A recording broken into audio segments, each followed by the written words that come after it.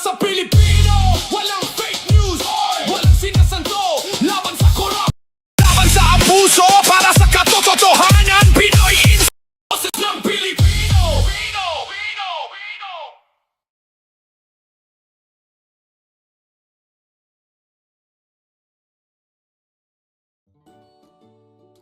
Para sa Pilipino, walang fake news, walang sinasanto, laban sa korap, laban sa abuso, para sa katotohanan, Pinoy Insight, boses ng Pilipino.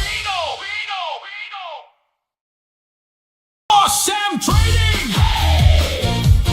Boss Sam Trading! Woo! Quality na, swak pa sa bulsa mo, heavy duty, siguradong tatagal to. Kahit saan ka sa Pinas, andyan ako, order ka lang, kami na bahala sa'yo. Boss Sam, ang bahala sa needs mo. Boss Sam, presyo, masarap di ka bitinto. Kahit saan sa Pilipinas, deliver agad. Boss Sam Trading! Sulit ang bahala sa needs mo. Boss Sam, presyo, masarap.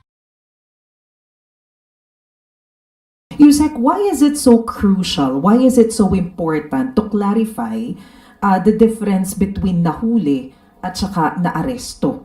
Ano po ba yung naaresto? Okay, iba po ang termino po na ginamit ng Czech Republic. Hindi po nila, sa kanila po ay hindi po dapat magamit ang salitang aresto sa kanilang bansa. Sa atin po kasi, normally, pag sinabing nahuli, naaaring sinasabi, maski na ang mainstream media, na-aresto. Kung may pagkakaiba ba na terminolohiya na ginagamit ang bansang Czech Republic at ang Pilipinas, so igagalang po natin yung nais nila dahil ang si Saldico po ay nakuha nila or nakuha yung kustodiya at the time.